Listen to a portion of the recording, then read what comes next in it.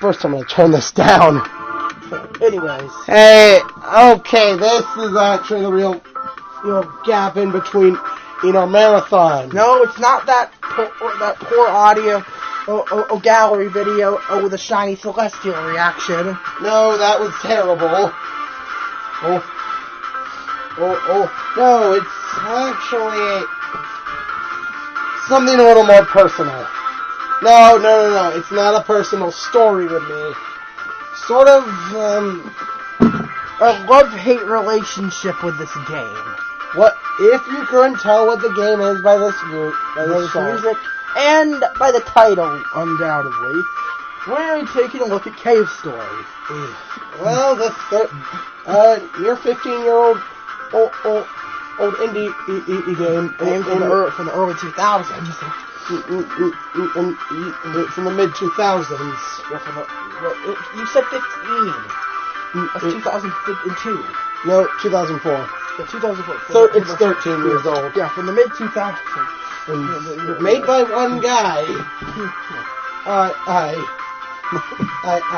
Yep. Super Maya did everything himself. It took 5 years. It took 5 years to make this game. I mean, definitely he went through some changes. He has a whole fuckload of concept art. This game has a surprising fandom for a game that old. Well, shockingly, it's actually kind of small. Yeah, it's a bit of a small fandom, but the fact that there are people who are dedicated into the game enough to draw fan art, make OCs, and even write fan fiction. I've never seen any fan fiction. I'm sure there is fan fiction. It's pretty nice. But how was I introduced to the game? Well, it was actually from a YouTuber called Brentalfloss. You listened to his Cave Story with lyrics, and you found out, oh look, the game's on 3DS. I don't know why you didn't bother with the WiiWare. And I was like, I really want this game. And I was 9 at the time, and I was like, hey, you were 10. I was 10. I was like, hey, I'm 10, so I'm able to get this because it's 10 and up. The game, we don't really care about age rating. Is out for, is on... Yeah, seriously, when I was like 11 or 12, I was playing PG-13, I was playing 2 equal teen games, and I gave no fucks. Yeah, I don't really care about ratings. We're rebels. Anyway, the game aim is on a number of platforms. You can still get the freeware or PC play in Japanese, play the original old Japanese if you want. On WiiWare no longer available. DSi, since the DSi shop shut down. On 3DS, 2 3DS versions, and a Joe version, and a very rare physical game, a 3D remake of Cave Story called Cave Story 3D, which Noah actually managed to get a hold of for his birthday. It was only $50. Yeah, his mom managed to find a copy for $50. I think they were all like 2. Well, actually, it was plentiful.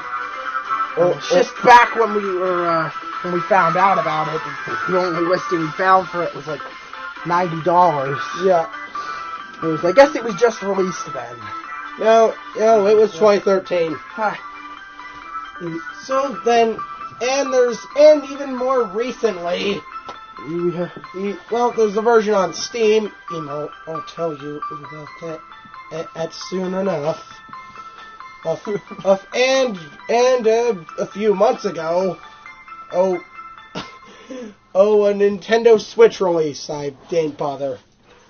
Seriously, why would I pay $30? Or for a game you already have 3 copies of. Yeah.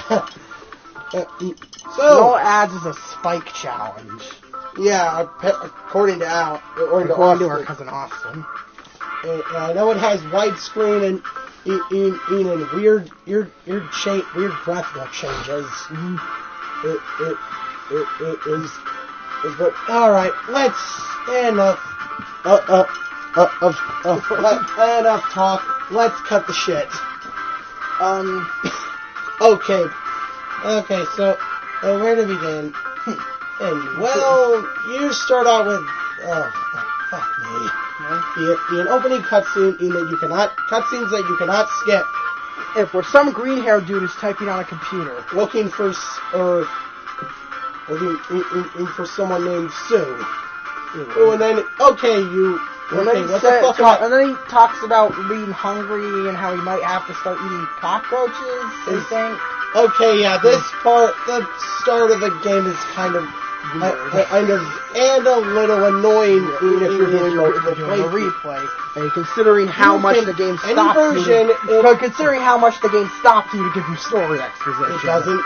It matter what version you're playing, you can't skip cutscenes ever.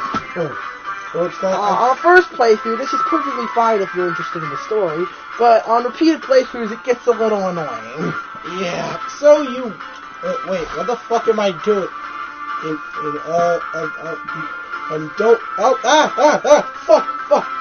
Fuck.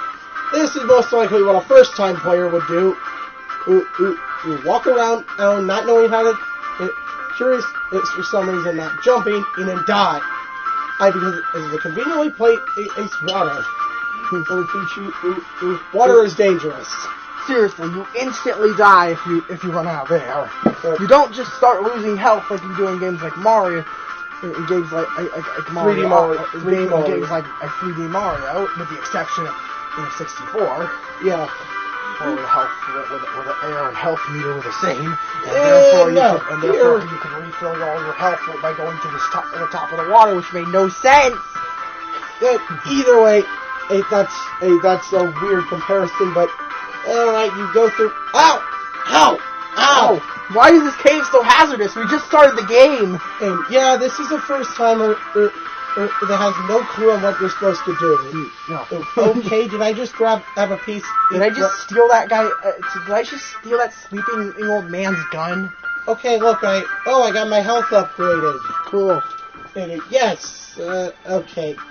One thing you should know off the bat: this game is a Metroidvania. What is that? And you may ask. Arguably one of the classics in that aspect. Metroidvania is basically a game where you run around at a huge open world where you run around a huge 2D world and collect upgrades to your character, or things necessary to advance the story and unlock more portions of the world. So this is your first weapon, and it kind of blows. It shoots little peas.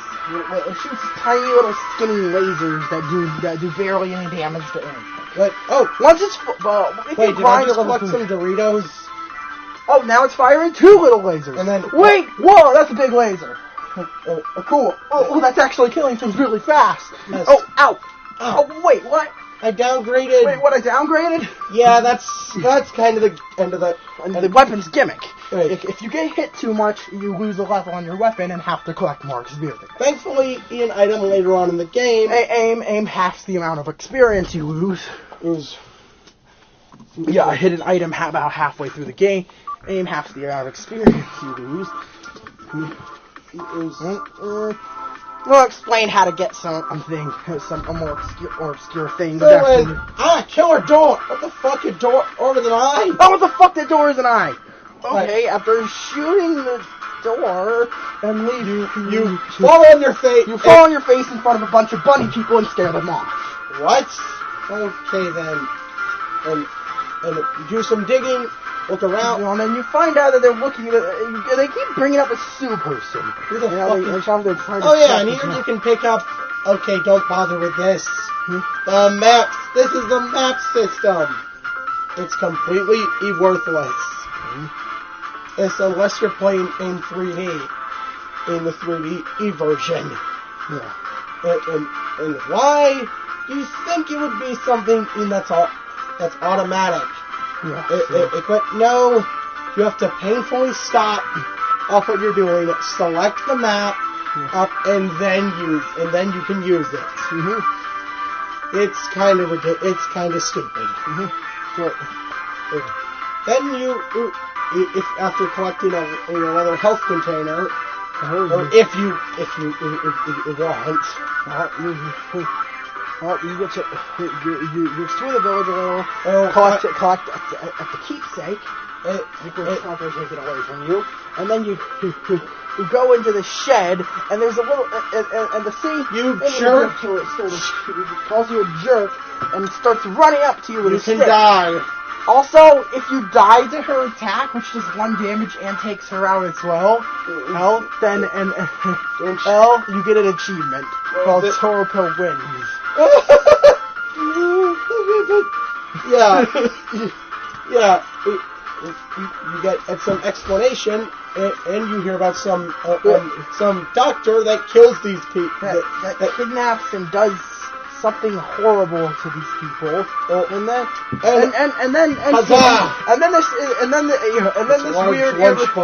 this weird pale lady with blue hair takes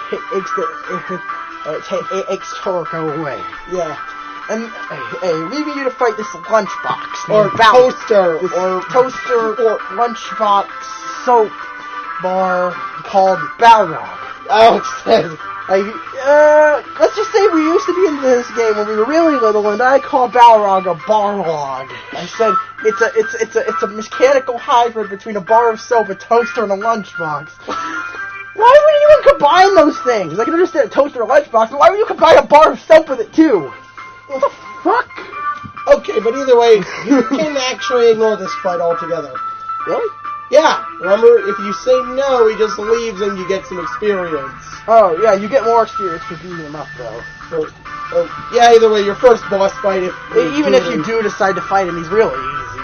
Especially if you have the level 3 Polar Star. If you have the level 3 Polar Star, you can take him out in like 5 seconds. Yeah. By spamming the attack button. But you progress as in teleport or to some dragon domain, in containment room. What? Yes, this is the egg corridor, or a room where a place where dragon eggs apparently reside. What? And oh, motherfucker! And you come across another beginner's trap. An unkillable enemy in the lower area of this place. Called the Basil. What does it do? It kills you in one hit and moves It's a moving fast. spike creature that kills you the moment it comes into contact with you. Jeez! What the fuck?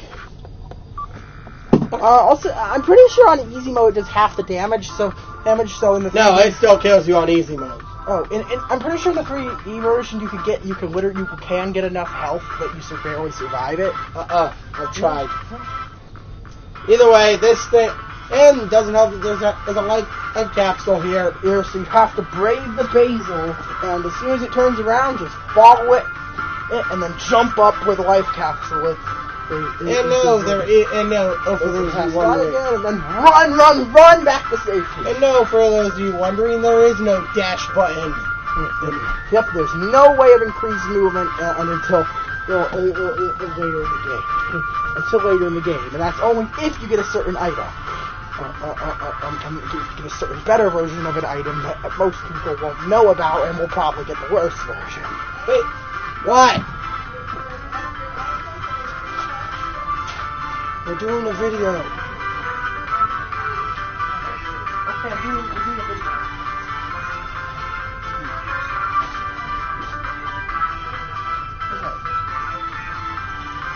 So, yeah, we're basically...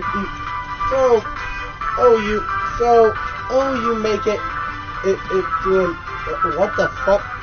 Look, it's some giant Frankenstein guy. That was a bunny person. And he explodes. No, he doesn't explode. No, he doesn't explode, but he's gone when you get to the air, so... Yeah, what the fuck? You just killed a man! Yeah, this is... Yeah. Either way, you also... here you also... Get an ID card... Get a key card, or disable a gate. Get a missile launcher. Okay. A missile launcher. It's not that useful in a game. Yeah. It's not useful till halfway through. considering it doesn't get its upgrade or it only has 10 missiles. Killing enemies gives you health or missiles sometimes, in addition to experience, health, missiles, or experience, depending on the enemy you kill, or what makes experience. Yeah. But yeah. And this is where you fight your next boss, Igor, or who, well, like I said, it's one of these rabid bunny creatures. Yeah.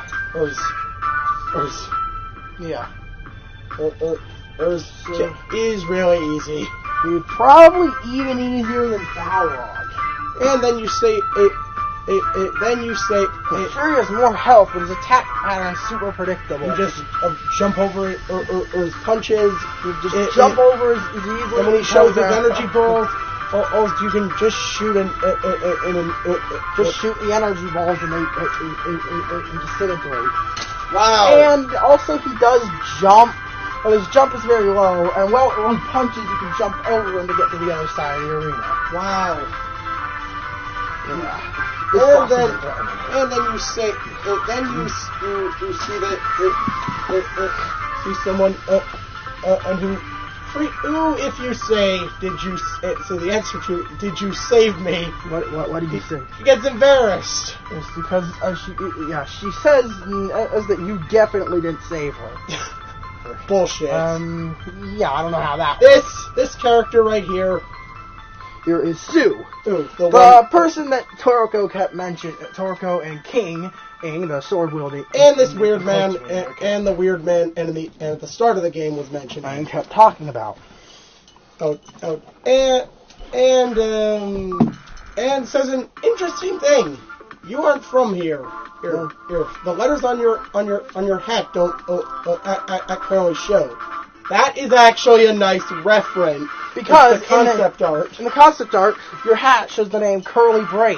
Which is actually the name of the character in this game, even though it was originally the protagonist's name instead. Yeah, that is a weird trivia. Some weird trivia. So, you make it back and... Oh, great. Hey, these guys are...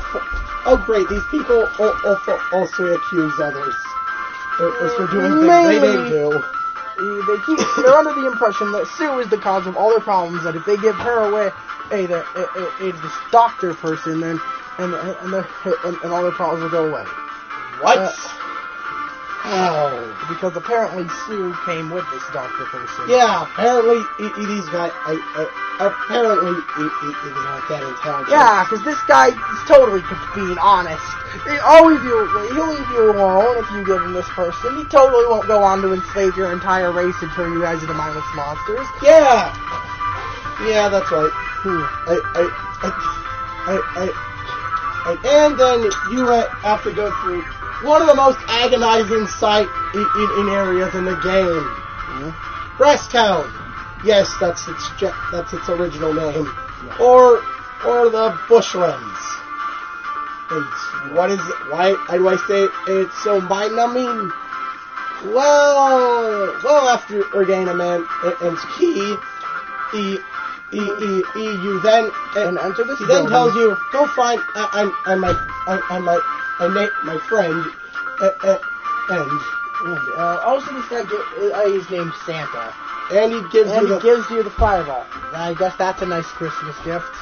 No, that's not the fireball is not a flamethrower.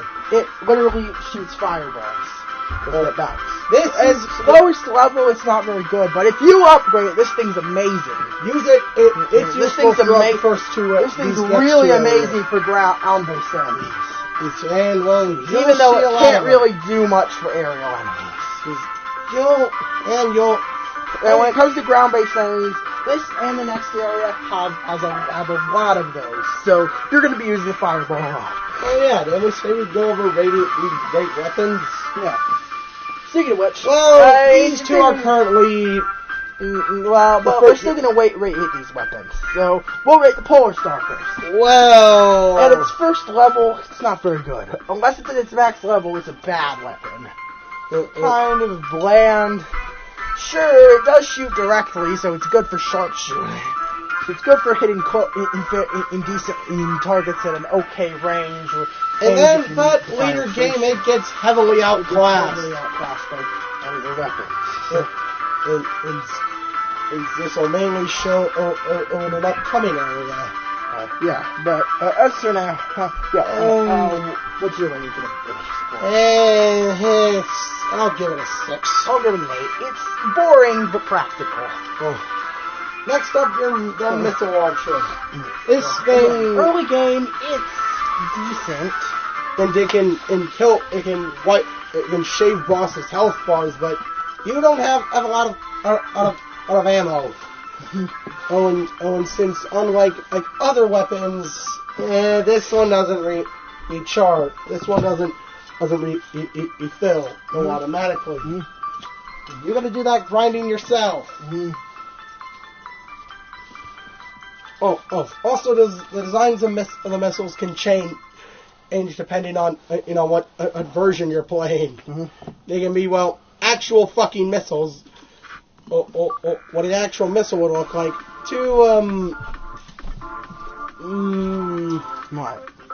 Smaller versions. So I don't really know what to say. What's your rating for the missile launcher unupgraded?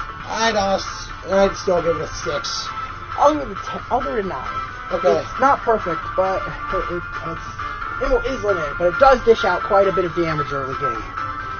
And it's good for tight spots. That's what you need it when you're having trouble with an enemy. And for the fireball, this weapon is actually really useful. This is probably the best long-term weapon in the game. Best early game. It's probably the best weapon for the first half of the game. It's somewhat fast. It can track. It has a lot of ground. It covers a lot of ground.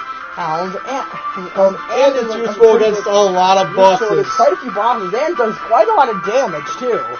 Ooh, it's fully upgraded. I'll get this again. Really good weapon. I agree. This is where the things start. Why I really hate this area. Yeah. You need this lady named Choco. Okay, here's the little thing. After you go to check the fireplace and find out you can't progress, press down on the bed. And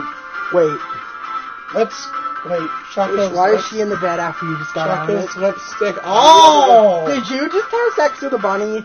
What? What the fuck? This is a very questionable Easter egg. Yeah. Well, anyways, what you really need to do is go back, kill this jellyfish, get its juice, and go back and put out Choco's fireplace. Sounds simple. You can get this. But you need this jellyfish juice 4 times. Get another weapon. Wants to get a hidden weapon. Wants to get this thing. Wants to get through that house. Wants to get through the fireplace. Ace wants to get the charcoal. And last but not least,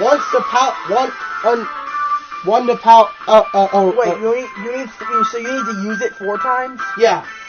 So wait, don't you get the charcoal for putting out a fireplace? Yeah. So you only need to use it 3 times. And for completion, for people who want a full inventory, you're gonna have to get a 4th one for on the fill slot. Even though that's completely optional, doesn't really affect the ending at all. Well, it's just a thing we like to do. And considering you're gonna pass by it on your way back after having already used your 3rd one. But still, you need it 3 times. You need to get 3 of these. But that means backtracking to near the beginning of the bush runs in each time. And speaking of that hidden weapon, the bubbling up. This one. Wow, this is an awful one. I guess I might as well level it up. Okay, that's a bit faster and still doesn't do much damage. Holy shit!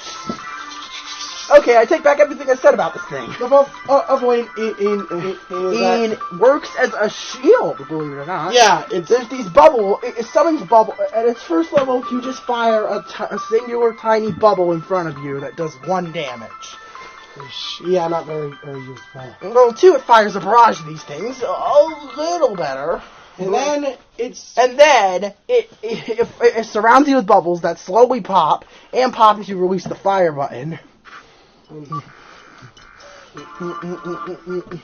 send a small laser forward, along with surrounding you and hurting enemies that go near you. Yeah. This is a cool weapon. 10. Very useful for multiple purposes. And it's also useful in an upcoming area. It's also useful in the next area too.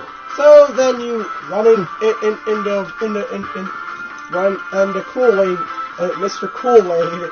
Alright, and Balrog introduces himself saying, "Oh yeah," in later releases.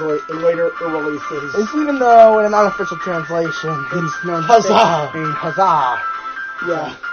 But still, he tells you, so the one we captured wasn't Sue, and if you say yes, as the doctor was kind of mad, and he was kind of mad, and at that, yeah, you got, yeah. Then Balrog says something about two Pity, since she's just a girl. Wow! Did I say that's sexist?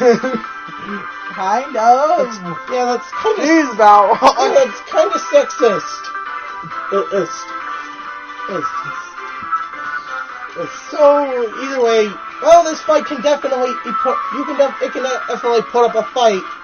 Hey, by the way, squished a bomb-making robot out here. Which asks you to get jellyfish juice, charcoal, and gum paste. What? The jellyfish juice is a little annoying, and you're gonna already have. Why would you want that? Why would you do this? Well, there's a guy who tells you he's trapped in this house, in the shelter, and the door won't open. And so you decide to make a bomb and blow the door up. Yeah. This man here is Kazuma. Kazuma. I don't really know. Who's Sue's brother, I think? Yeah. It'll be explained later how this bunny person is biologically related to this green hair nerd. So then you also meet Professor Rad.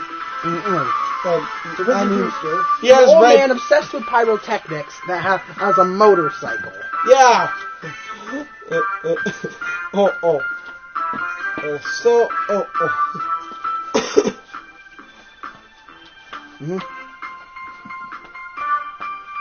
Anyways, then you finally make it out of this place, Ace, and the dumbasses realize as their mistake. As you come back. Well, because they didn't give. You don't just falsely accuse someone. Because it turns out he didn't give back everyone he kidnapped. He didn't give back anyone for Sue. It's almost like he's a lie. It's almost like he's a bad person for kidnapping these people. There's no way he'd lie about something like that. Oh yeah, and the doctor killed their guardian, killed their protector, which you can conveniently grave rob, which is mandatory, by the way. Yeah. Early in the game. Yeah. Yeah, grave robbing is fun. But either way, the sudden realization, Booster comes the realization that tells everyone that you're a robot from the surface. Yeah, I could tell. Yeah, like I couldn't tell. And by the surface, they mean an island. No, by the surface, they mean the rest of the Earth. Right now, you are on a fucking floating island. You are on You are on a fucking floating island in the sky. What? It's never explained why. Oh wait, actually it was explained in the secret ending why there's a floating island in the sky, but yeah, it was, and you literally see it fall. Yeah. But anyways, as you then head to the sand zone. Oh god, at a sand level on who the fuck is that? Okay, just walk off screen by saying absolutely nothing. And so after going vertically, moving vertically, up small platforms, you make it to. Wait, is that a wine glass? I'm sorry, but what?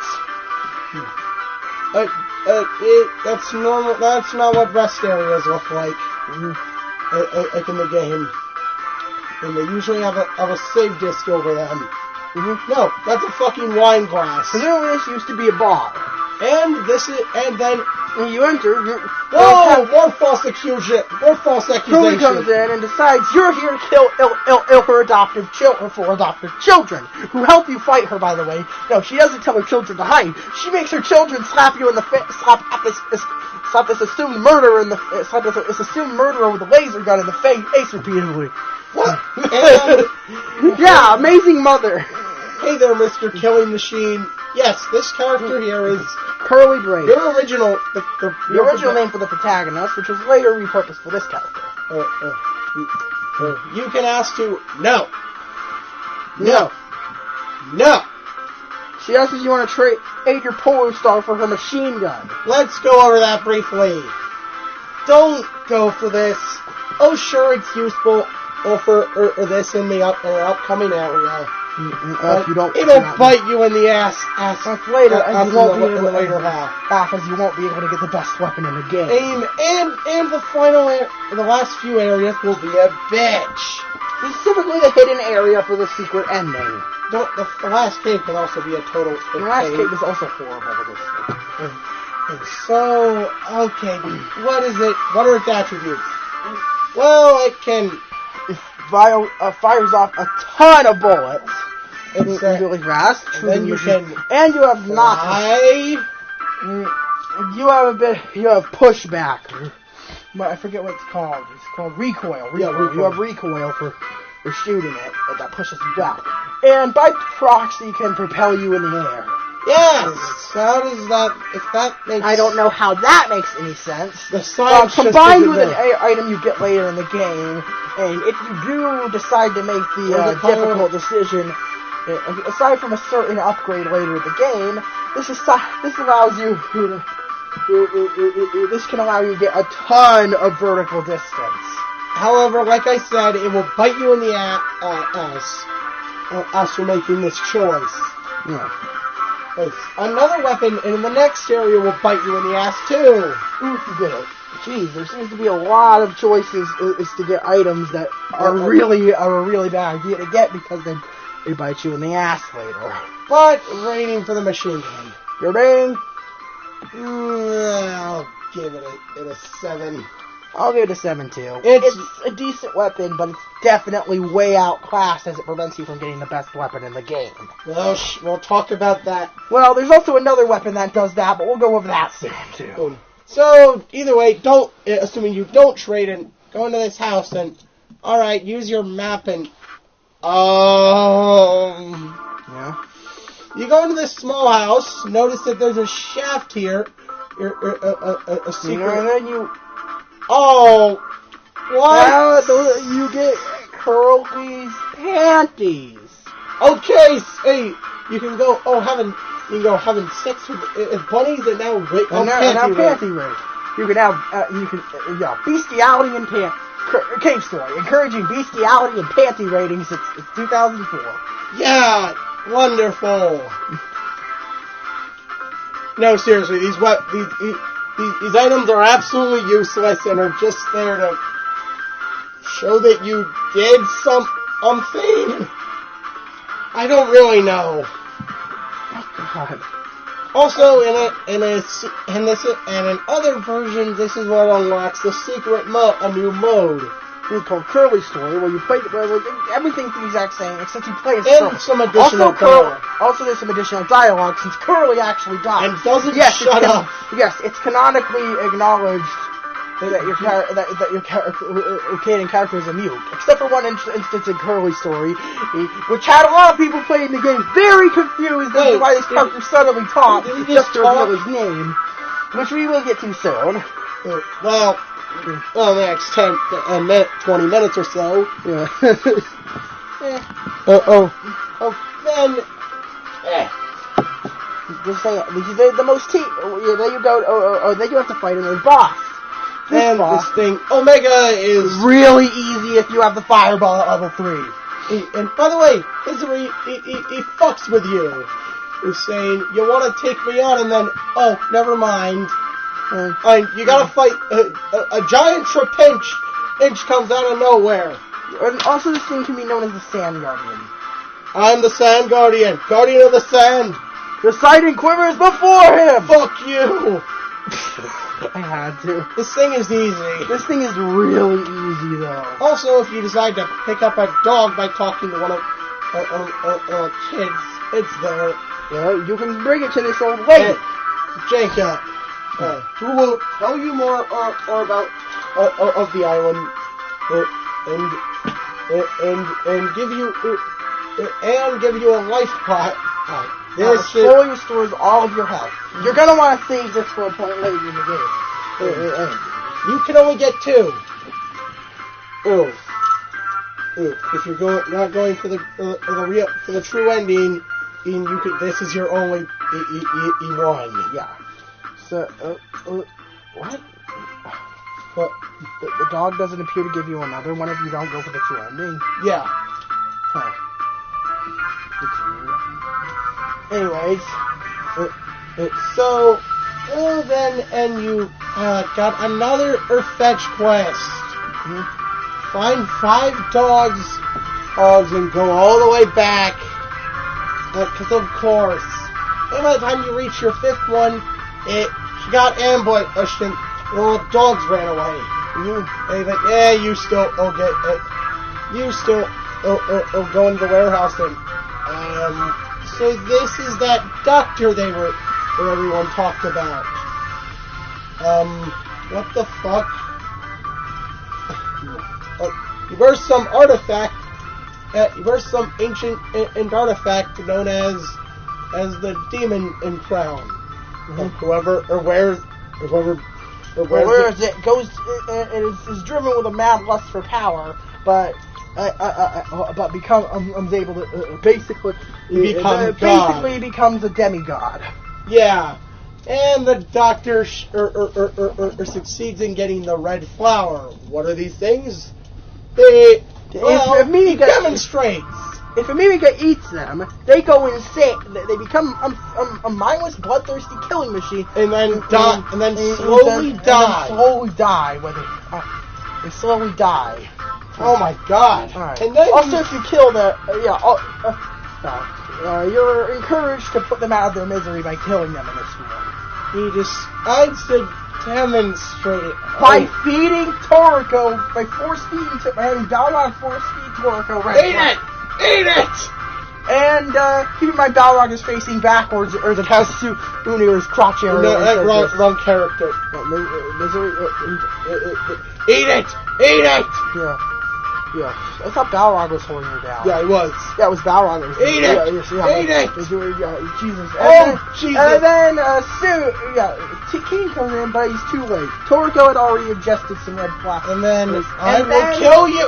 And then Misery delivers a lightning strike to King, killing him. Oh, shit. And then it's... allowing you to pick up his sword, by the way. And it's up to you to beat this... son of a bitch! Bitch, you will die if you don't get the pattern down.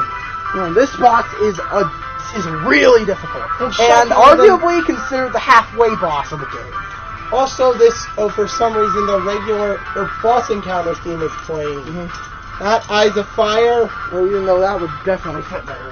And Omega got that theme. Yeah. Shouldn't Omega have gotten the regular boss theme, and Toriko got an Eyes of Fire? Heck, maybe even her own theme. But no, okay. A nitpicking aside. Oh, you son of a bitch! Don't rape me too. Balrog. No, don't rape me. If you kill Torko and pick up the blade, you're sent. Misery sends you somewhere To the legendary labyrinth. This area is obnoxious. Enemies everywhere. Here, it's ridiculously massive. Has a ton of collectibles that you can easily miss. And remember I mentioned you can get fucked over twice. Yeah. There's another point. If you talk to the shopkeeper, Chava, he asks you if you to trade not just your. if you give him both the Polar Star and Fireball, he will combine them to make the snake. It doesn't even fire snakes. Well, technically, it fires bullets that. It fires circles. It fires square. It fires geometry that goes in a snake-like motion and goes through walls. And then level 2 and 3 are the fireball. But at a faster rate, and they go through walls. Mm-hmm. It sounds useful, but again, it prevents you from getting the best weapon in the game. We'll go over that soon. So, the snake is kind of. And due to the fact that you have to give up both not only the Polar Star, but the Fireball to get this decent weapon in when the Fireball's already way better than it. This weapon gets, a 7. It's just that. A 7. It's just a decent weapon. And the thing that really turns us off from it is that you have to give up a decent weapon that's used in getting the best weapon in the game, and one of the best weapons in the game to get this thing. Whose idea was that? Well, it was Pixel's idea. Why did Pixel think this was a good idea? Yeah, fuck you over twice. I can understand the machine guns, and some people like the aerodynamics, but this thing is so late just in the downgrade. Late in the game. It's about the same level of quality as the Polar Star and the Fireball, and you sacrifice your Fireball for this. Why?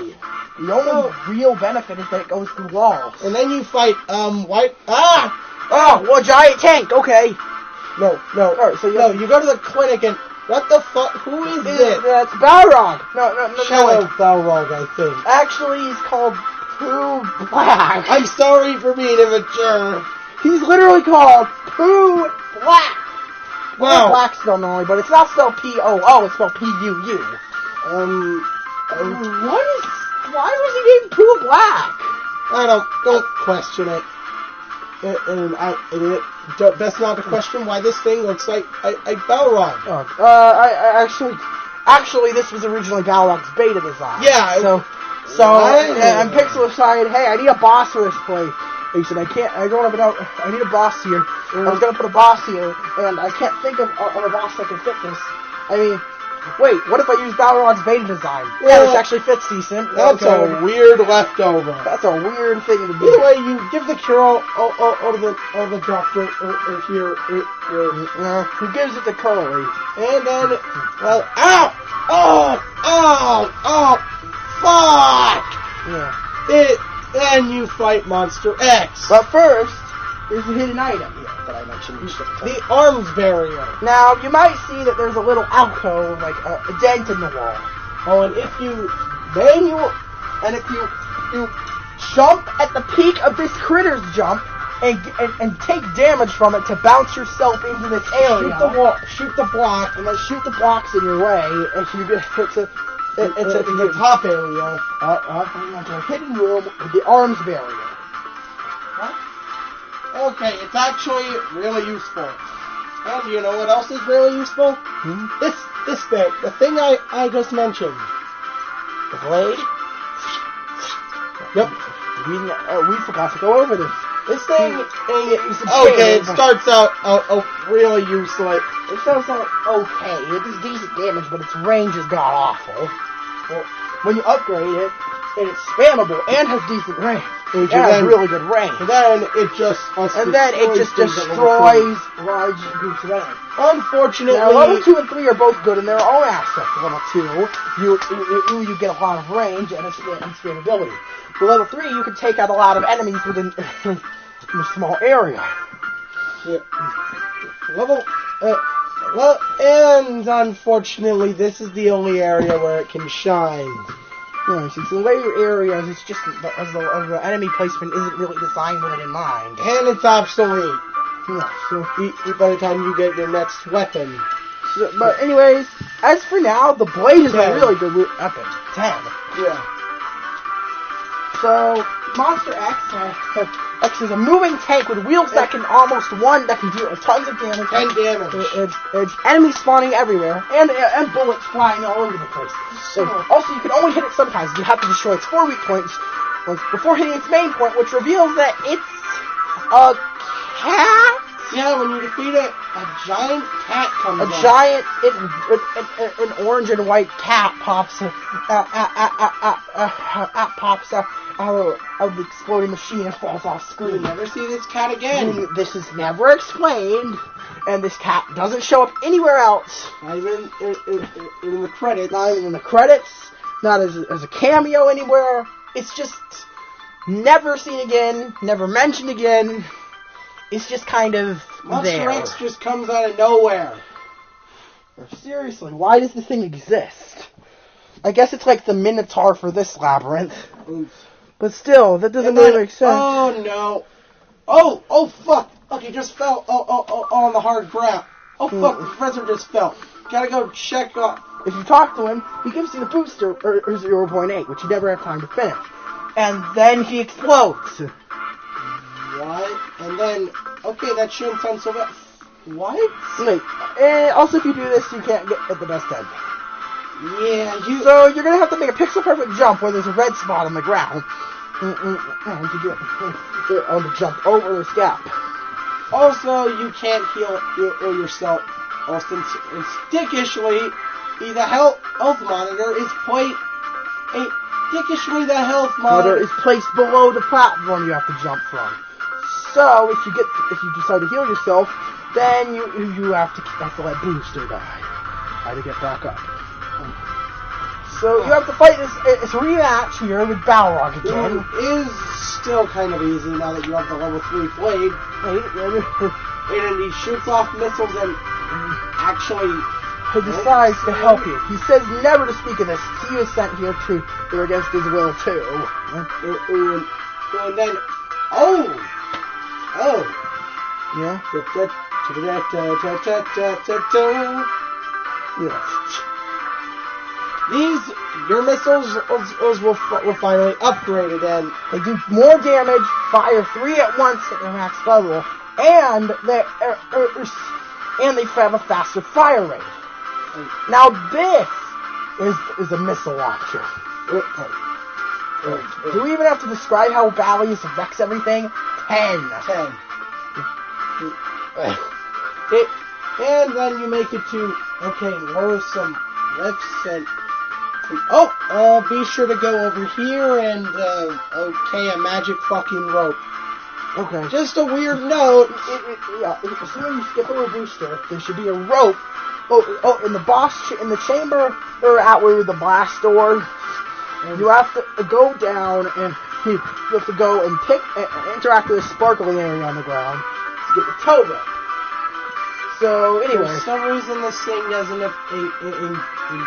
won't appear. For some reason this thing won't appear if you talk to Booster. Why? I don't know. The game demands it. And then you talk to some rusted robot who's somehow still active, and then what the fuck? It's a thing with a bunch of eyes. Whoa! It's shooting at you and it's trying to drown you. And what the fuck? Kill it! Okay. And then Mercury shows up and tells you this is the core of the island. And if this thing dies, it basically calls you idiot and says that if this thing dies, As the island will fall all and killing everyone on and Misery and the Doctor escape, and then... Hey! Yeah? What the fuck? You just raised... And you see, it seems like you're gonna die. And then some text shows up If you got the tow rope. Saying, did you know that Jenka had a younger brother? His name was Balance. Yeah, that's all it says. And he had power as no one... It was like no one can imagine. And then you regain consciousness. Oh, fuck! Wait, Curly's dead! Kind of. You have to use the tow... This is where the tow rope comes in handy. You interact with Curly and strap her to your back. You carry her with you. And this is where a small area that can go fuck itself. Fall to hell. The waterway comes into play. What do you do here? Well, it's fairly easy, except for this one jump. If you miss this jump, you're screwed out of the best ending. 3D actually fixed this. Yeah. It's and put a block there. Here, that you have to manually destroy. No, that you need to jump on to get to the cabin. So you can get back up if you miss it. Yeah, the block that stops the current from pushing you. Yeah. So this time it's way harder to fuck up the jump. But in every other version, you have to be very careful. Prepare to reset the game a lot. I had to do it a lot of times as well. And so you do this and learn how to drain and service flooded robots. So you drain the water from Curly, and then you're prompted to leave her there or take her with you. Of course, you take her with you. And I guess she's okay because she's in your water bubble. All right. And then you okay. So, hey, way to advertise your, yeah, another reference to one of Pixel's older games. This is Ironhead. From the game Ika-chan. If you take him down, once you take him down, you're sent back into the village. But if you take him down without taking him down, you damage. It's harder than it sounds. Copies of Ika-chan from the game of Ika-chan and come swimming through. And when you land, you have the alien metal in your inventory. What does it say? And the description says as some alien in the word, and then Ika. Yeah. Yeah, that's it's a weird Easter egg, and then where'd everybody go? Yeah. Oh, you wake up in the reservoir or in the village, and you hear this unsettling music. Everyone's gone. Correct? Yeah. Everyone's gone.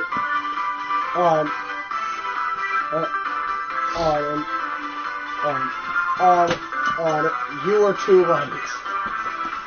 Yeah. And then Booster shows up, explaining what happened. Yeah. And then gives you the Booster 2.0. The one he was able to finish. I don't know how you went from version 0.8 to 2.0 in that little span of time. But either way, he tells you escape this island. But now that we have this, you can... Oh, okay. Go back to the first cave. Hey, you're beginning your starter area, and you somehow actually talk to the man. Yeah, he asks you where he's going, and you show him. He calls you a thief, and then thanks you for returning. And it's showing a lot of you. It's showing that you actually used an unfinished weapon like this. And then he says that he's touched by your ability to use it. And he finishes it. And he finishes the weapon and gives you the spur. And this is every weapon you've gotten becomes obsolete. This is the spur. Its basic shot is the level 3. But you notice level 1 uncharged. If you hold the weapon a short laser. What? At level 2. 2 lasers. You hold down. This destructive, maximum damage, it's huge laser. The spur is a massive. The spur destroys everything that it can hit. Prime example of the phrase is "good things come to those who wait."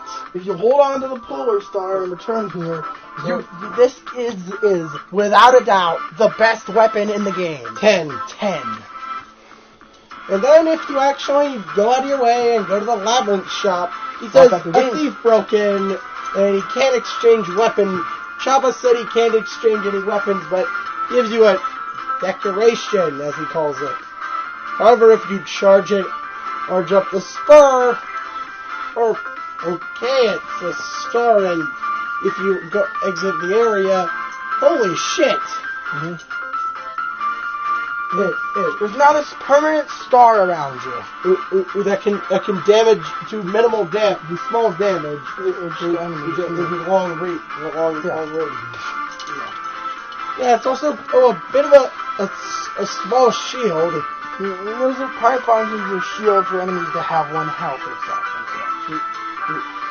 Then you climb, go through the. The egg corridor was destroyed. So, yeah. Oh. Well then. And then. Okay, I got a missile upgrade. Fucking dragons! Yeah. Well. And you, after moving on, you see, is someone in here? You meet up with Cosmo again. No. Correct. Hey, you should be up. You meet up with Kazuma again, and tells you are too late. The doctor's plan has already been set in motion. And he says the only way, the only thing to do, and that's even sane to do right now, is to flee the island and let everything and let everyone else die. Jesus, you have no faith in us. And if you do this, you get the bad ending. Yeah. Basically, the only people who survive are you and Cosmo. Well, man, the dragon you're riding, I guess. And, you can easily say no and just avoid the ending. Altogether. Or you can go into a small house with some, small people, one of them asks, "Where'd that husband of mine go?" And if you go to the graveyard, you can see some small guy walking around. And interact with him and bring him back home. The wife then offers, is it him or the wife that offers this? Him. He offers to trade you his favorite gun, the Nemesis, for the blade? Why would you? Also, first off, this is really fucked up. The blade, according to level 3, shows a flash of it contains someone's soul. Yeah, it contains King's soul. So you're giving your friend the soul. You're giving away your friend's soul and favorite possession for a gun you don't even know is going to be any good. And the Nemesis is a mixed bag. Assuming you're able to avoid experience points, you heard me. Then it destroys things. But she said avoid experience. Why? This thing gets weaker. Or if you level it up. Up to the point to some weird blast to... people love to make fun of this weapon for level 3. It's a rubber duck that moves very slowly, flies a very short distance, and only does 1 damage to anything you fire at it. Don't do this. This weapon is really hard to master. Hell, there's even an additional challenge involving using this weapon, and that's probably the hardest challenge in the game. And it's the challenge that caused me to rage quit for over a year. Yeah. So, But rating for the Nemesis. what's your name? I'll give it a 7. I'll give it a 7 too. So it's like I said, it's a decent weapon, assuming you don't know, assuming you know how to avoid experience. Trust me, it's everywhere. Unless you're one of those people that somehow manages to get hearts or missiles from every enemy you kill, I don't know how you people do it. And second off, you're just the way what you trade in return is way better than this, and has way more sentimental value as well. You're selling your friend's soul for a shitty gun. Either way, avoid the Nemesis. Hey, you know what? Hold Mr. Little hostage. Keep him in your inventory the whole game. Never return to his family. For all we know, his wife is a sociopath that's planning on murdering him as soon as he gets back home. Why would he give up his prized possession? Why should Mr. Little give up his prized possession into you? Just keep it. You keep that. He keeps that. You keep the blade. No. Hey, just abduct him and take him to hell with you. Just abduct him and take him off the island with you. Seriously. Also, isn't there some ad dialogue in the TV version that Rory mentions? And hey, aren't you forgetting someone? If you bring him with you, it was the best ending. Yeah. Hey, aren't you forgetting someone? Yeah. So, either way, you make it to. Oh, look, it's a dogman. Ah. Yeah, this is Ido. He claims he's a scientist. Even though the moment he sees you, he runs and hides behind a statue. You learn that from that this is Stu and Azuma's dad. Well, it's never said, but it's you see him with them. I mean, the best end. He was once human, and he was once human, but thanks to the doctor's curse, but thanks to the demon crown, is now a helpless bunny. Yep, it's the same reason Sue was turned into a meme. And she hates being in one. Because she I like wearing pants too. Yeah, because she considers Mimigas to be weak too. Yeah. Granted, if you can be taken out with a single shot from a tiny laser gun, then but either way, this guy, Alex just says this is their dad. And it only makes sense. For all I know, this could be the doctor. For all I know, this could be the doctor's son, and Sue and Cosmo are the children of a single mother. But who knows? But either way, he also has green hair as well, just like the rest. So it's kind of obvious. And just for the fuck of it, I say Booster's a grandpa. Yeah. I don't.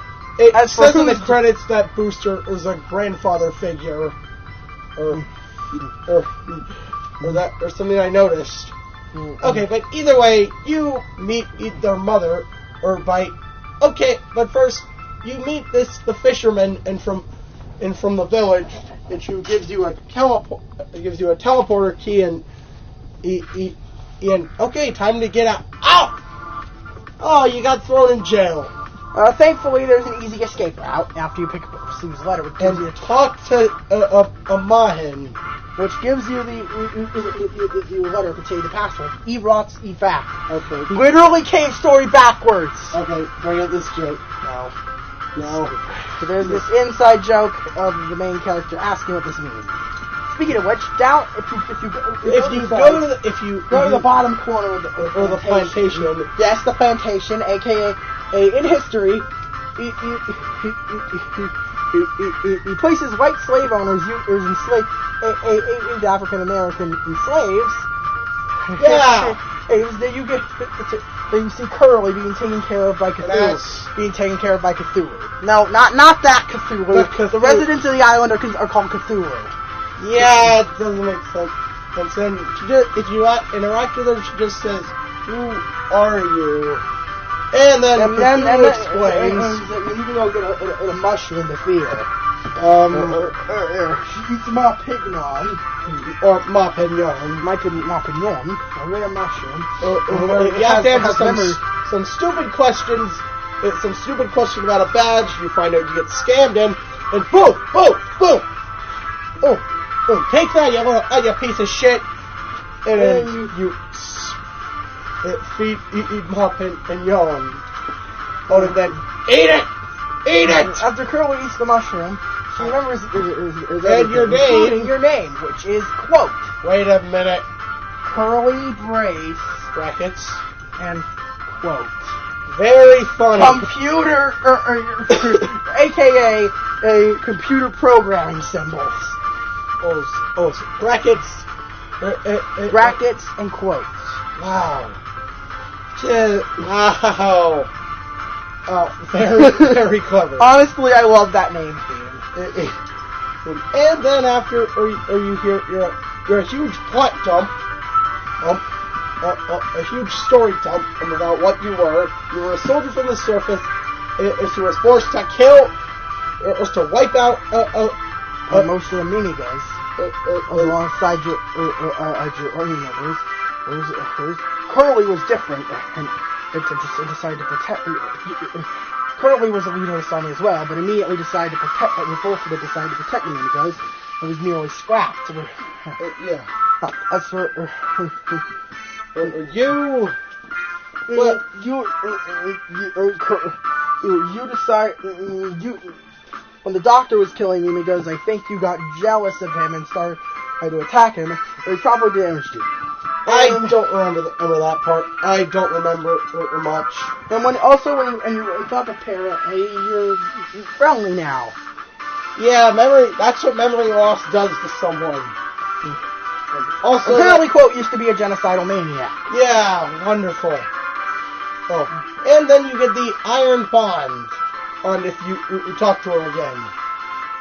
So it's an ultimate form of bond between robots. And it's a sign that you'll see each other again.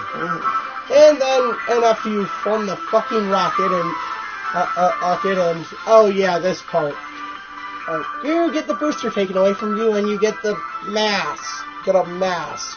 If you want to, you can forfeit your path to the best ending and get the normal ending without the booster, making it so hilariously enough, the characters get slightly different dialogue and the credits scene.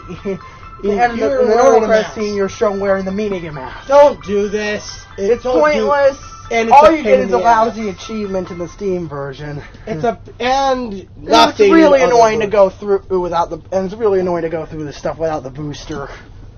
Yeah. I did this. Even worse, I did this with the machine gun in Nemesis. Yeah. Fuck me. Yeah. So,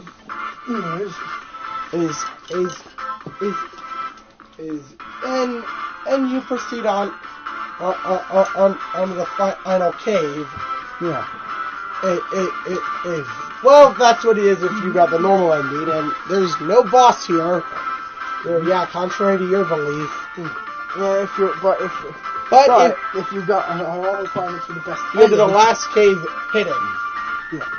Yeah. Literally what it's called. It's called the final cave or the last cave hidden. It could just be called the last cave. Or the final cave hidden. I don't. What's the point of the name? It doesn't make sense. The naming doesn't make sense. But after, this is really easy and right.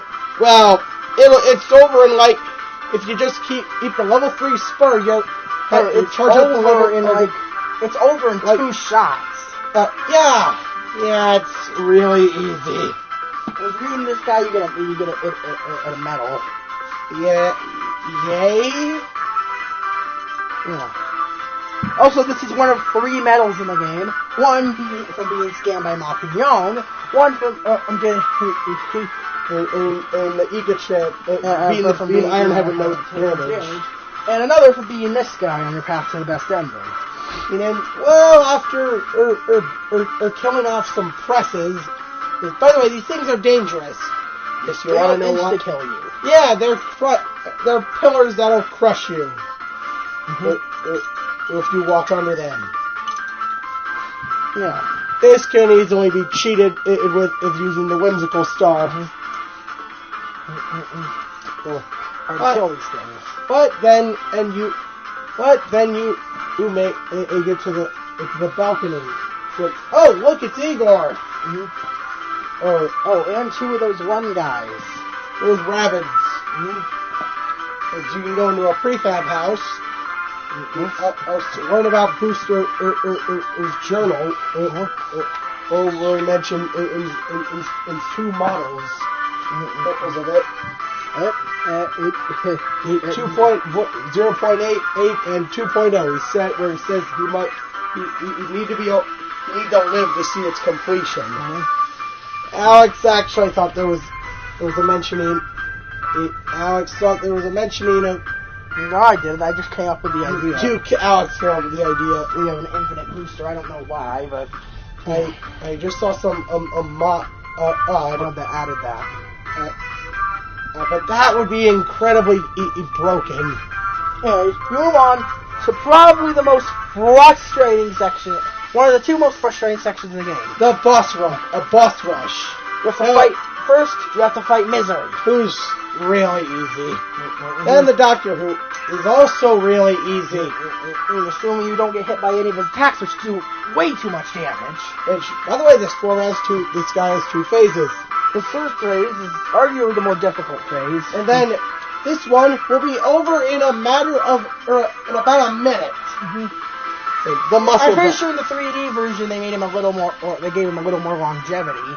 No, they didn't.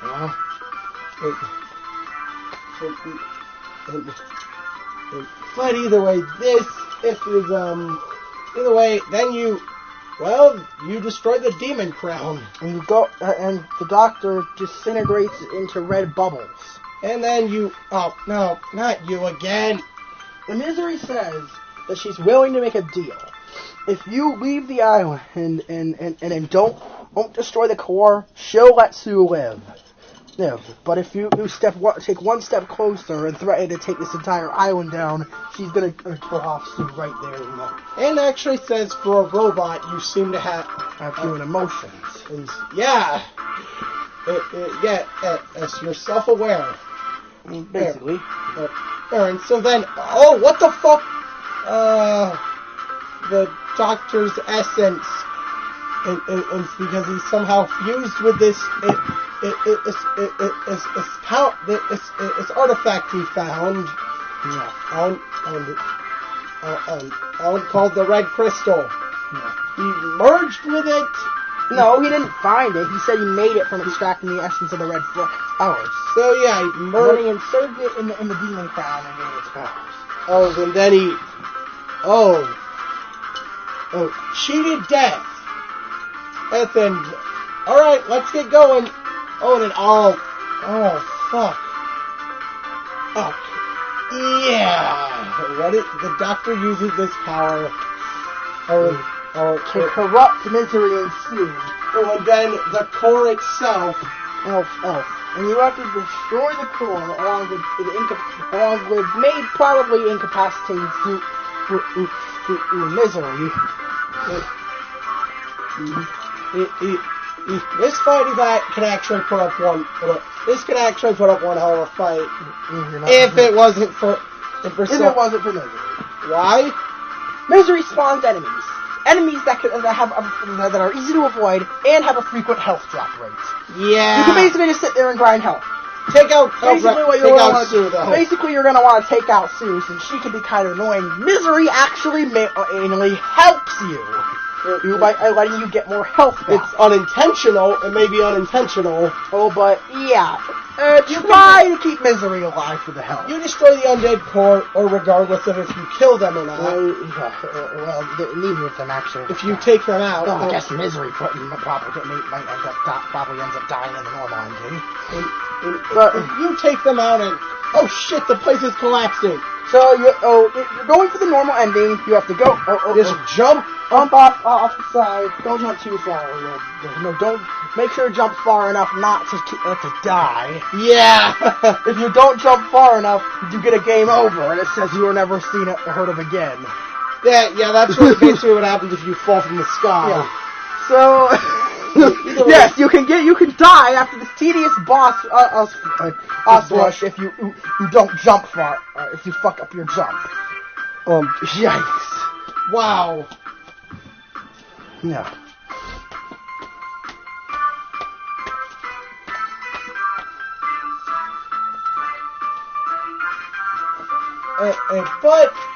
And you're caught by the dragon. And you well, the neutral ending as well, just that. Neutral.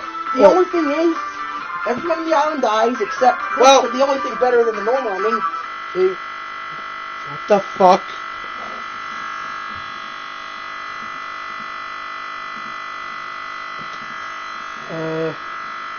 What the fuck? Please stand by. Noah's computer is experiencing heavy technical difficulty. Turn off your computer. Okay. Oh, never mind. What the fuck? Okay, sorry for the abrupt music. Sorry for the abrupt ear rape. But either way, if you did get the best ending, if you did get all the requirements, you can, well, a cold wind blows through your body. All weapons drop to level 1. Yeah. This is also what happens if you get bit in the ass. No. So, you go to hell. Yeah, literal hell, which is the theme we've been using in this video. Also, the normal ending is not much better than the bad ending, considering, alright, doesn't the dragon still come with you in the good end, in the normal ending? Yeah. So, in the bad ending, you save yourself, Cosma, and the dragon. In this ending, the only difference is that you save Sue, Ido, and their mom as well. Yeah. And, you save the helicopter, yay.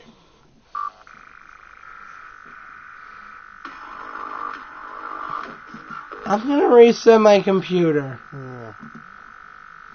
We can still talk. Yeah. Anyway. Either way, my computer is corrupt. My computer's going crazy.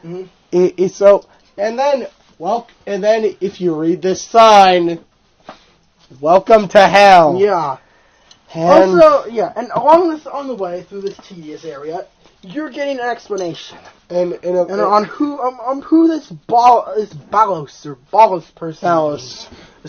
person that was mentioned. And Jenka had a younger brother, or powers that no one could ever understand.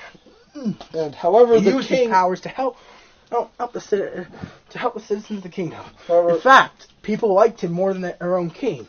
However, the king was jealous. The king had Balos abducted and tortured him to the point of insanity. When he couldn't take it anymore, he snapped and destroyed the kingdom, killing everyone in it, including his own son. His own family. Including his own family.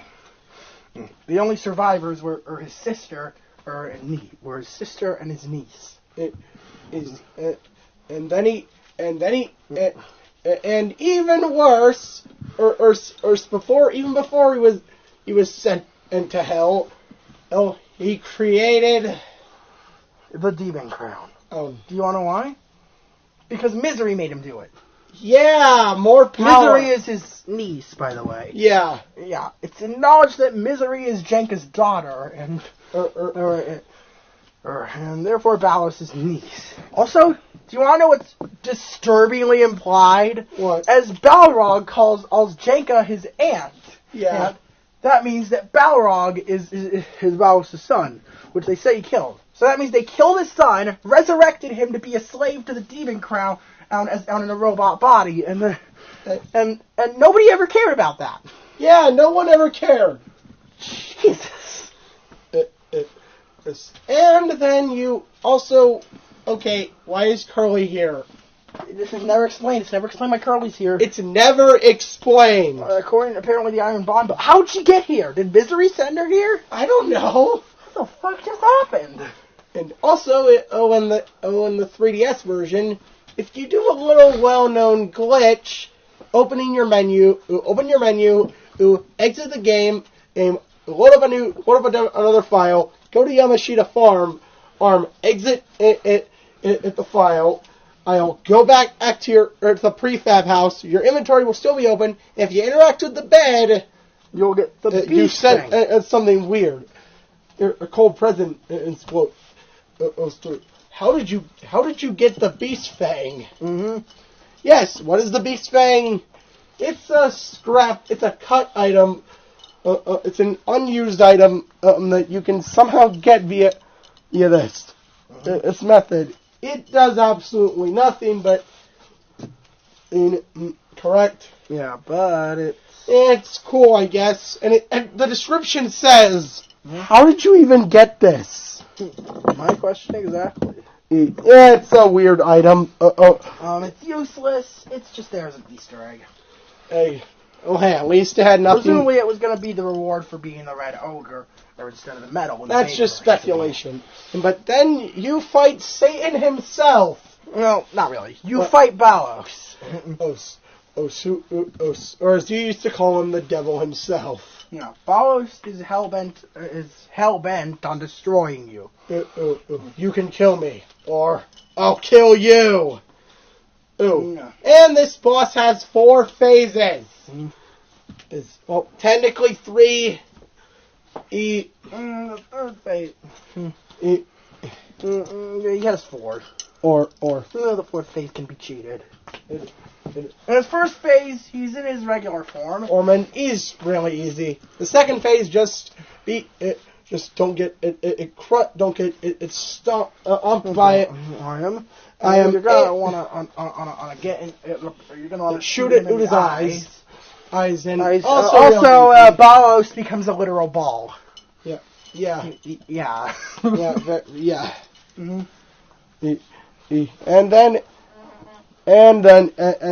And you make it, and phase 3, he summons a bunch of eyes. Mm-mm. And then this is also really easy. Once you beat this phase, you suddenly take damage somehow, hop into his eye, switch to your missile launcher, assuming you haven't used it all, and you spam out all your missiles. Die! And Balos is dead. That is actually a little exploit. Normally this 4th phase is really difficult, but Butte swarming you, and you spikes on the floor, on the ground, spikes along every surface, platform, arms, and his eyes bouncing around. To try to kill you.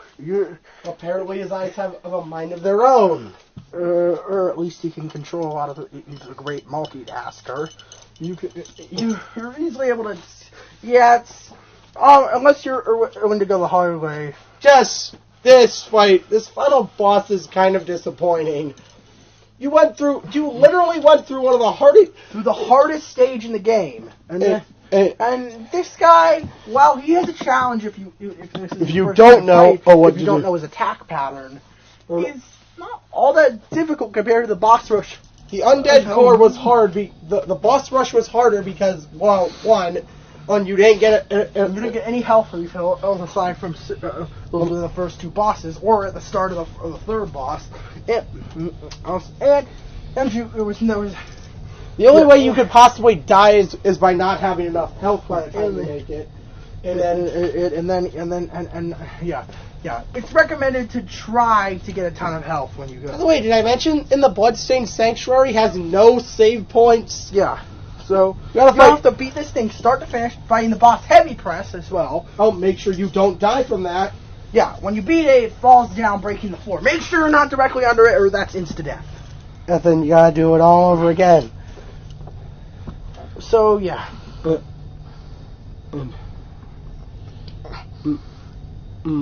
Anyways. And then so you did it, and then hot. So hot. Apparently Balos is in extreme pain. And he's gonna kill you. He's gonna crush you to death. Yeah. And suddenly, Yeah. Mr. Kool-Aid comes in and last minute and saves your ass. You asked, you say that Misery said you were there. He says that. It says, Misery told me you were here. And currently asks why you're helping me. Because, aren't you enemies? They say, now, they were under control of the Demon Crown. And now that the Demon Crown is control, is destroyed, they're free to do whatever they want. And this is their way of saying thanks. Thanks by saving you. Yeah, Balrog, you hop on Balrog, and then he boosts you out of this place. And you go to some place where they can all live. Also, Balrog has bat wings, apparently. Yeah. Don't question it. And then the game kind of just ends there, and you see the aftermath of this. Well, inhabitants on the island are actually all right, even though the island, even though it just collapsed, even though it just fell out of the ground. Pooh Black is now helping at the nurse, the clinic. Yeah.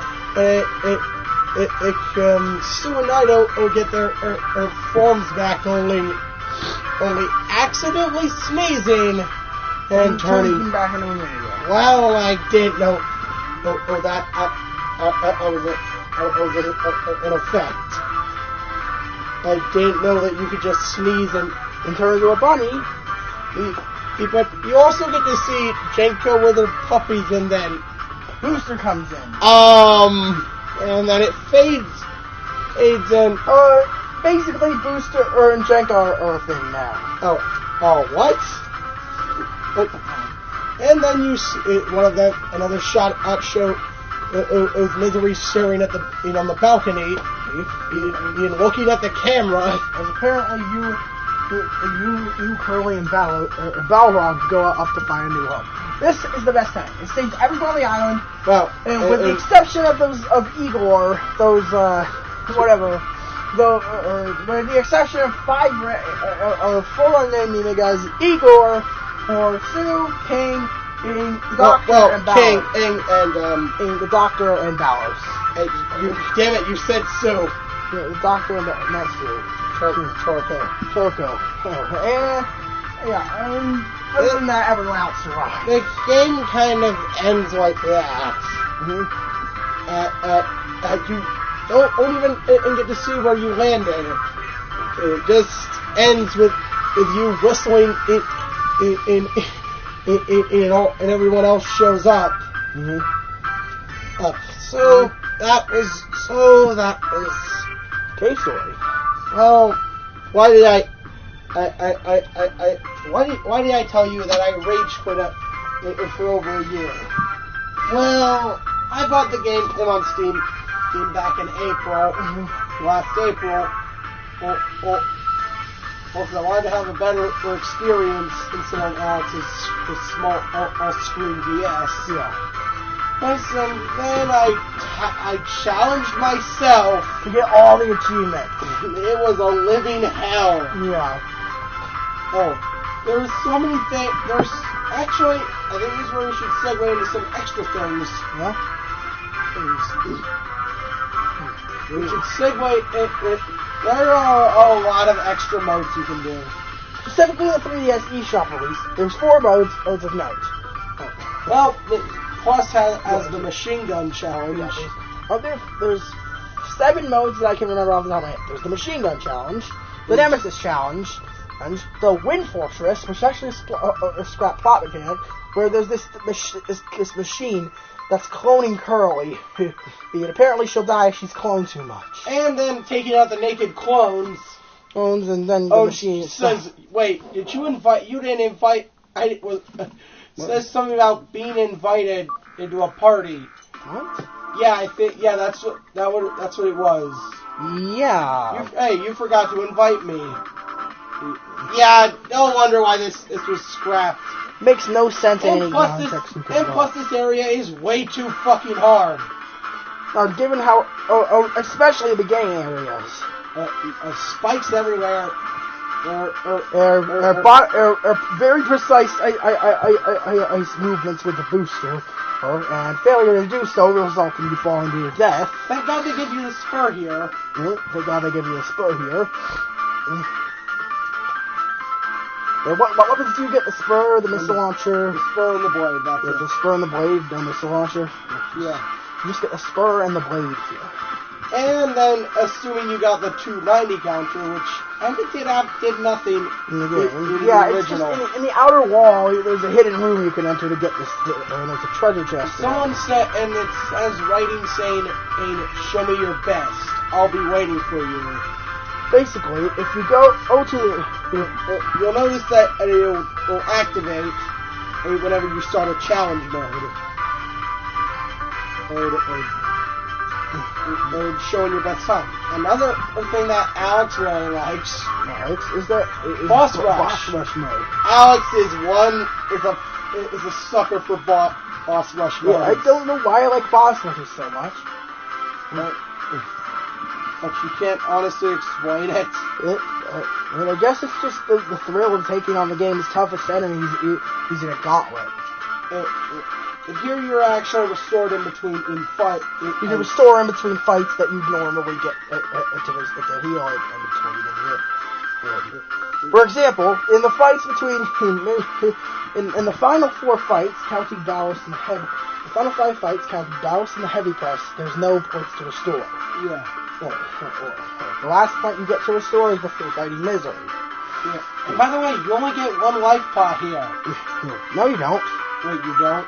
Yeah, if you use your life pot before beating in the core, before beating the sisters, I forgot to mention those guys. You get a missile, an optional missile upgrade, and you fight these guys.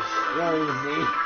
Yeah, easy. Even though it's recommended you use your life pots out here, since a couple of the enemies around here, you're going to be on low health entering this boss. Okay. And it's better, low health afterwards. But Alex really likes boss rushes. Yeah. So, and then there's Curly Story. We already explained that. And it's the only time that Quote speaks. Once, and you think he'd explain. That's ironic. Quote only has 1 quote. And it's... Oh, it's me. Quote. Oh, and that's it. Oh, even and if you actually beat the game, and he still says nothing. Yeah. A text box appears and it just ... Motherfucker. Yeah. So anyway, and then the fucking, I already mentioned the fucking Nemesis challenge. Yeah. You don't get anything for it. Yeah. But also there's a sound test. Yes, which, do you know what you have to do? Which is unlocked from the start, or in other versions. But you know what you have to do to get it in Plus? Yeah. Either beat another mode I didn't mention, Sanctuary Time Attack. We have to clear hell with a certain period. 2.5 minutes. 2.5 minutes. It's no way I could do that. Or beat the game on hard mode. Oh yes. The newer versions have difficulty selections. In hard mode, you only have 3 health. No. In hard mode, you only have 3 health, and Bill, you only have 3 health. You only have 3 health, and only get one upgrade toward. We get one upgrade to 10 health during the 8 to 8 health at the end of the game. Also, your skin in for some reason changes in hard mode. Where you look like you're human. What? We never got far enough into hard mode to. I only got to the labyrinth and lost it. Yeah. Did they still point out that you were a robot? Yeah. Oh. What? Also, there's some Halloween. There are some seasonal differences. If you change your game, if you change your game, if you make your game, if you're playing the game on Halloween, well, everyone will look like I got a certain character. Well, Put will be a vampire. It's a vampire. Which this actually spawned in on an OC Alex made. A called Parenthus, which is Code's evil counterpart. We don't talk. Yeah, who always talks in rhyme. And call quote and turn quote into a vampire. We don't speak of that. We don't speak of this. Is this a reference to the fandom called Mysteries Cold? Anyway, what about? Do you remember any of their characters' costumes? Well, Curly turned into Samus Aran, and Sue became Peach, I think. I think Balrog became in Frankenstein. I think Balrog's Frankenstein. Sue is Princess Peach. Misery is an actual witch. Misery is an actual witch. And King is And King is anonymous. Is Guy Fawkes. Ox. Yeah. AKA Anonymous. Yeah. These are really cool cosmetic changes. Hell, even in the Christmas era, everyone's wearing Christmassy outfits. Is Santa actually Santa? I think. Yeah, they make Santa actual Santa. And you're like an elf. Quote and Curly get elf outfits. Well, you're wearing Santa hats. Yeah, quote Curly are wearing Santa hat. And hell doesn't look so hellish. There's snow there instead of blood. Oh, wow. So instead it's the Snowbank Sanctuary, I guess. Yeah. I really like these additional changes. Yeah. Is that it happened? Yeah. But let's get to the breakdown. So, well, gameplay. As for that, I think this game controls very fluently. Sure, your jump leaves a lot to be desired. Well, you have actually a lot of air movement. Yeah, but sure, your jump height, right? Yeah. Your jump height leaves a lot to be desired. But other than that, Ode and Curly have great movement techniques and platform really well if their controls are a little slippery. Trust me, I fell off a platform a lot. I've fallen off parts a lot. And well, the variety of weapons encourages you to think outside the box, while avoiding to along the way. Because I'll fuck it up. Yeah. Gameplay rating, what would you say? I'll give it a 10. It's a really solid game. Yeah, that's it. That's for gameplay, but that's for music. Well, this game's soundtrack is awesome. God. Yeah. There are actually 3 different renditions. One for the WiiWare version L. It's so bland. And I dare you to listen to the main theme. Yeah. It's so lifeless. The original, which is just classic. And then the updated track, which is from 3D. Which sounds super awesome, by the way.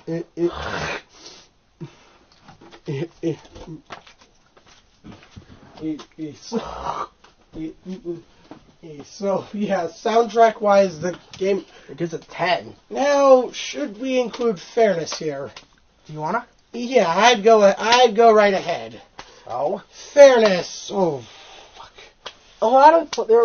this game is overall not too insane. Not too ball-bustingly hard. There are quite a few points, especially if you're going for the best ending, that will make you want to throw your DS or controller. It'll make you want to throw your DS, smash your computer. It'll make or break your controller, or throw your Wii remote at the TV screen. Yeah. This is things like you avoiding the shit with the professor, or making that one jump in the waterway. Getting the alien medal. Or if you're a completionist, trust me, I'm not one. But he always goes for the alien medal anyway. He's a show for bragging rights. Yeah. And did I mention the Bloodstained Sanctuary? And the boss rush at the end. This game Well, it's normally really fair, pretty fair. There are a lot of points that seem really out of place.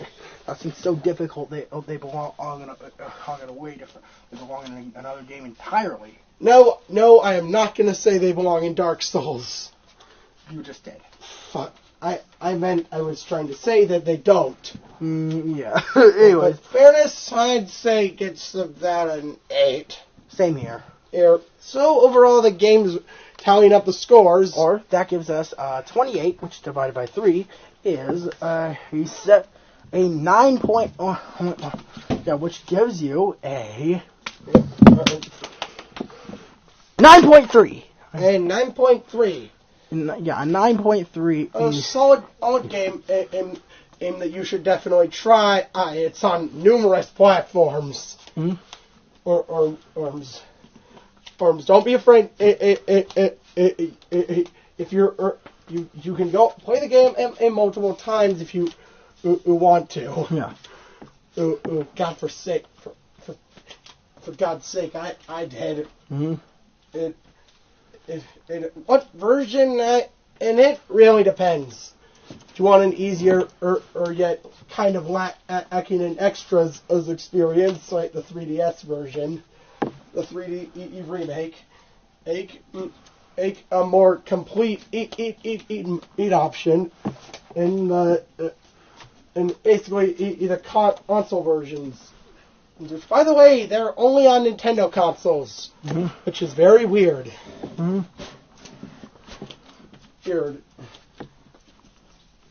Which is a very weird thing. But overall, I'll pay some, show some respect to Pixel. Well, this is an amazing game. And a bit of a revolution in an indies, mm-hmm. an indie revolution. Yeah. And so, do yourself a favor and really, definitely check out this game. Even if you are looking for some, just you can even get the freeware version. Just be prepared for a fairly difficult experience. And either way, I'm Nozran. And I'm Amaray. And bonjour. Bonjour.